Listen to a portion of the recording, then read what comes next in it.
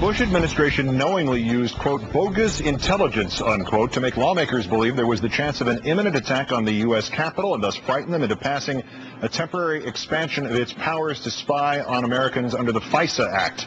That is the charge of the chairwoman of the House Homeland Security Subcommittee on Terrorism Risk Assessment. Our third story in the countdown. For 2 years, this newscast has recorded the administration's willingness to try to terrify the public into voting Republican. It has chronicled the fears of the politicization of terror, fears originating even from the first Homeland Secretary, Tom Ridge. But these charges from California Democrat Jane Harmon are the most overt accusations yet of a government gone so wrong that it is using the terrorist weapon of fear against its own people and against other legislators who will not go along with the program.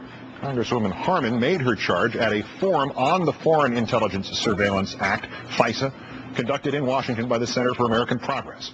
She says that on August 2nd, hours before lawmakers were to leave for a month-long recess, word of specific intelligence led to increased security around the Capitol. Republican Congressman Zach Wamp of Tennessee said at the time, quote, the leaders of the committees of jurisdiction have been briefed on threats to the Capitol. And in urging Congress to give Mr. Bush the extra spying powers he wanted, Senator Trent Lott said on that date that, quote, the disaster could be on our doorstep. Congresswoman Harmon said the unreliability of the so-called intelligence about an attack on the Capitol before the 9/11 anniversary was only made clear the very day lawmakers approved the temporary expansion of Bush's spy powers. That specific intelligence claim, it turned out, was bogus, said Representative Harmon. The intelligence agencies knew that. She added that the administration was guilty of a Rovian strategy of using terrorism as a wedge political issue. Let's talk about the nexus of politics and terror. At the same forum with Congresswoman Harmon was Bruce Fein, former Associate Deputy Attorney General under Ronald Reagan, now Chairman of the American Freedom Agenda. Thank you for your time again tonight, sir. Thank you for inviting me. I gather that you share the Congresswoman's astonishment, anger, lament, and mine as well. Yes, but there's something that you've neglected, Keith, and that's the President continues to insist, as recently as my visit to the Department of Justice last week, that he can spy on Americans without warrants, irrespective of what a statute says, that he has constitutional authority to override whatever Congress may do, so that all of this maneuvering over the statute really is just a charade. But Congresswoman Harmon's statement about this is pretty straightforward here, that the specific intelligence claim, as she said, was bogus, and the intelligence agencies knew that. Even if it is theater, Bruce, it seems to be theater with some effort behind it. Do you know, is that her opinion, her professional assessment? Is there hard evidence that it happened this way? Well, I don't have any independent knowledge. I haven't heard anyone try to discredit Jane, and this administration is pretty good at getting after any of their critics. Just ask Valerie Plame and Mr. Wilson.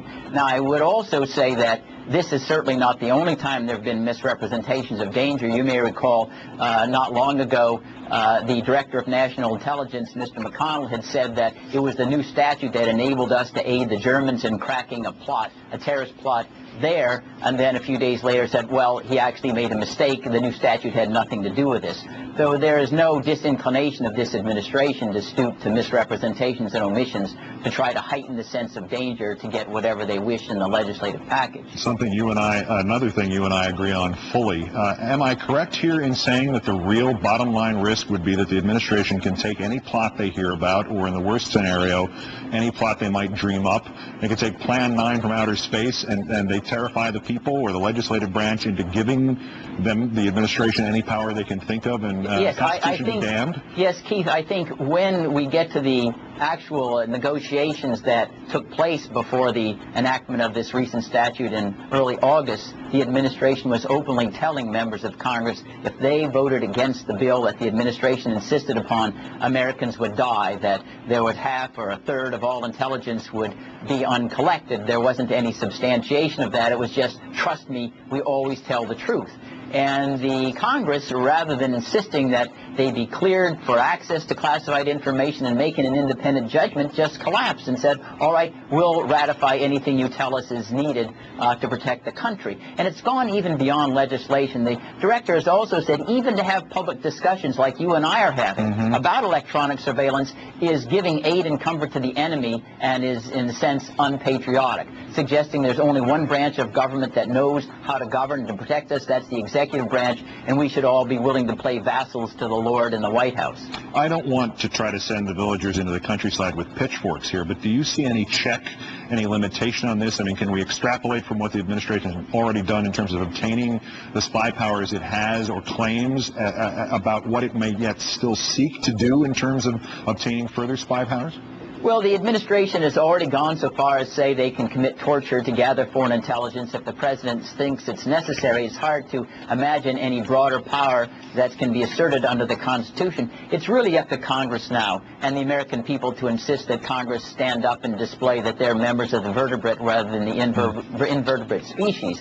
Because if they don't insist on access to the information and making independent judgments, there isn't going to be anyone there who's going to say, well, I'll go ahead and vote in a way that I believe will risk the lives of Americans. And really the ball lies in the Congress, and really it's the Democrat Congress that was voted last November to change course rather than to endorse the status quo. Can we do this? Obviously this is bipartisan enough at this point. You and Jane Harmon are not exactly under the same political tent. I don't think I fit in there either. Can we do this? Can we save the Constitution?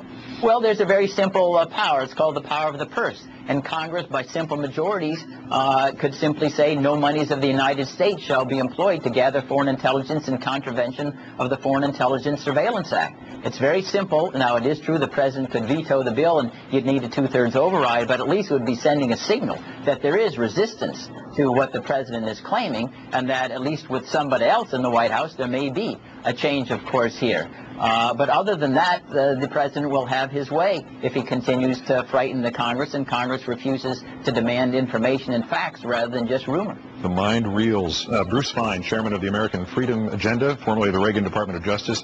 Great, thanks for being with us tonight, Bruce. Thank you, Keith.